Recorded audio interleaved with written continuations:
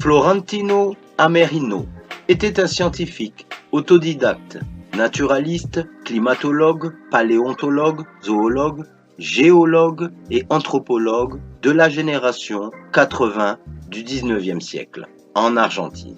Amerino a structuré la théorie autochtone sur l'origine de l'homme américain, contrairement à l'interprétation universellement acceptée. Des ouvriers creusant une cale sèche à Buenos Aires, en Argentine, en 1896, ont découvert un crâne humain qui se trouvait dans une couche antérieure, pré-Ensenada, un gisement datant de 1 à 1,5 million d'années, à 11 mètres sous le niveau du Rio de la Plata.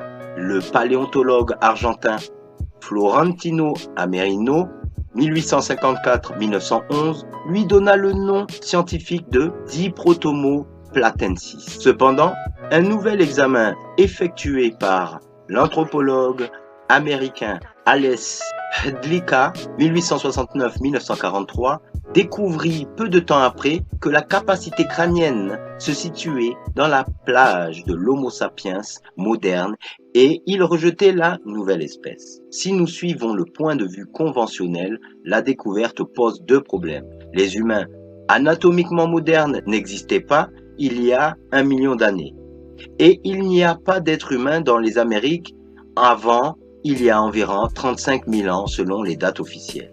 Irina Podgorny a écrit un article intéressant sur les contributions de Florentino Amerino à l'anthropologie sud-américaine et sur ses vues très excentriques sur l'évolution humaine. Son analyse du crâne de Buenos Aires était un hominidé précoce et ne devait pas être vu comme un Homo sapiens par tous ceux qui souhaitent promouvoir ces restes humains supposés anormaux. En 1896, des ouvriers ont trouvé un crâne humain moderne à Buenos Aires, la strate de la pré-Ensenada, où elle a été trouvée à au moins 1 million à 1,5 million d'années. Comme le crâne de Rek en Tanzanie, rien n'indique que le fragment de crâne était en réalité enfoui dans un gisement géologique non perturbé. Bien que Diprotomo platensis apparaisse régulièrement sur les sites dans l'archéologie interdite, il a généralement été renvoyé à la poubelle de l'histoire, où il reste une exposition aux erreurs des générations précédentes de paléoanthropologues. Arrêt aux gorges d'Olduvai, ce véritable berceau de l'humanité, entre guillemets, grand intérêt pour les paléontologues et pour toute personne s'intéressant à l'histoire et à l'évolution de l'homme, se situe dans la zone protégée de Ngorongoro, en allant vers le parc de Serengeti. Il s'agit d'un des plus importants complexes préhistoriques de l'Afrique. Les gorges d'Olduvai sont d'un intérêt archéologique exceptionnel en raison d'une intense activité volcanique ayant énormément contribué au dépôt de différents niveaux de cendres volcaniques pouvant être datés. Olduvai est un canyon sculpté par l'eau à travers la partie sud de la plaine du Serengeti. La gorge fait environ 50 km de long et à certains endroits 90 mètres de profondeur. Elle draine les pentes de la montagne à proximité ainsi que la plaine du Serengeti et vit également la forte proximité d'un lac à faciliter la sédimentation et l'ensevelissement rapide de nombreux restes fauniques et lithiques. Cette érosion liée au ruissellement a permis de creuser ces gorges et d'entailler différentes couches, ce qui a permis de rendre accessibles ces vestiges datant de 400 000 à 1,8 million d'années. Ce petit musée retrace le riche trésor de fossiles d'humains et d'animaux qu'il a cédé à travers les principales découvertes faites sur place. Historique des travaux archéologiques à Olduvai. En 1911, un entomologiste allemand, le professeur Katwinkel, a été le premier Européen à entrer dans la gorge. Il a découvert de nombreux ossements fossiles et identifié cela comme l'extinction tridactyle du cheval. Cette découverte inspire le professeur Hans Reck pour mener une expédition à Olduvai. en 1913. Il y trouve des ossements d'hominidés, mais les travaux supplémentaires sont stoppés par la Première Guerre mondiale. En 1931, Louis Leakey voit les fossiles d'Olduvai à Berlin et suppose qu'Olduvai doit détenir des indices précieux sur l'origine de l'homme. Il organise une nouvelle expédition à la gorge avec Hans Reck et des outils de pierre sont trouvés qui amènent à engager les fouilles. L'année 1959 a marqué le début des recherches paléo-anthropologiques, notamment en Tanzanie. Cette année-là, Marie et Louis Leakey découvrent à Olduvai, après plusieurs années de recherche, un crâne très bien conservé. Premier fossile africain daté par la méthode potassium-argon, évalué à un âge de 1,7 million d'années. Ce premier crâne de Zinjanthropus, rebaptisé Australopithecus boisei, crâne massif avec des dents énormes qui suggère un régime d'aliments végétaux grossiers. En 1976, Marie Leakey découvre des empreintes de pas d'animaux conservés dans des tufs volcaniques consolidés et datés de 3,75 millions d'années. En l'an 1978 et 1979, deux nouvelles pistes seront découvertes à Laetoli, près d'Olduvai. L'une d'elles est constituée par 3 séries d'empreintes de pas laissées par des hommes, femmes et enfants se tenant debout. Ces découvertes feront reculer de 3,6 à 3,8 millions d'années l'apparition de l'homme.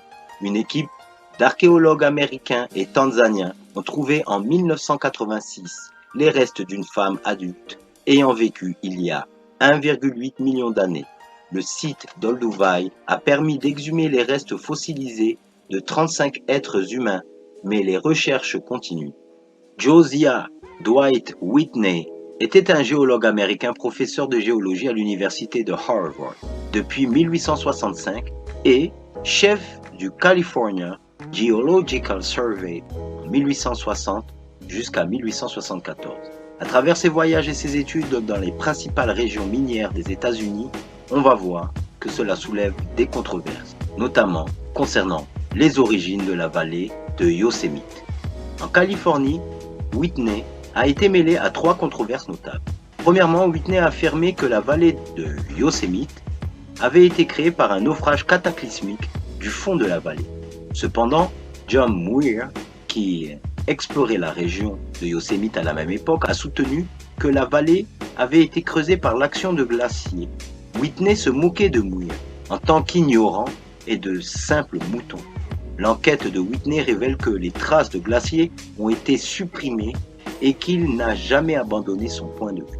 La plupart des scientifiques ont finalement rejeté l'hypothèse de Whitney et accepté celle de Muir.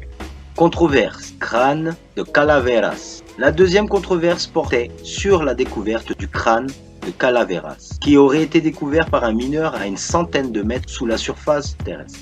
Finalement, le crâne a fait son entrée dans la position de Whitney, qu'il a rapidement déclaré authentique et a conclu qu'il venait de l'ère Pliocène, 5,3 millions d'années à 1,8 million d'années.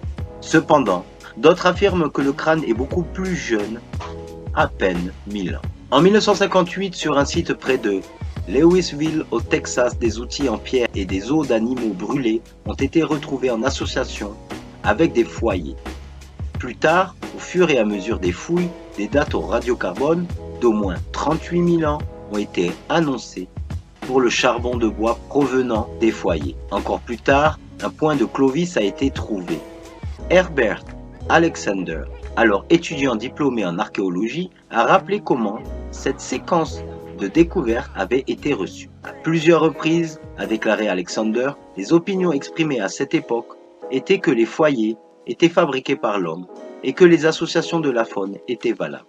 Cependant, une fois les dates annoncées, certains avis ont été modifiés et, une fois le point Clovis trouvé, le processus de sélection et d'ignorance a commencé sérieusement. Trouver une pointe Clovis dans une couche vieille de 38 000 ans était troublant par les anthropologues orthodoxes qui dateraient les premiers pointes Clovis à 12 000 ans.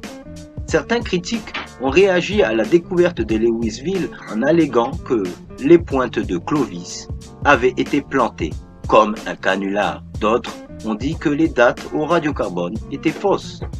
Après avoir évoqué un certain nombre de cas similaires de découvertes ignorées ou moquées, Alexander a rappelé une suggestion selon laquelle, afin de trancher les problèmes de l'homme primitif, nous aurions peut-être besoin de conseils d'un avocat. Ce n'est peut-être pas une mauvaise idée dans un domaine scientifique tel que l'archéologie, où les opinions déterminent le statut des faits et les faits se transforment en réseau d'interprétation. Les avocats et les tribunaux peuvent aider les archéologues à parvenir plus facilement au consensus parmi les érudits qui passent pour la vérité scientifique dans ce domaine. Mais Alexander a noté qu'un système judiciaire nécessite un jury et que la première question posée à un futur juré est la suivante. Avez-vous pris votre décision?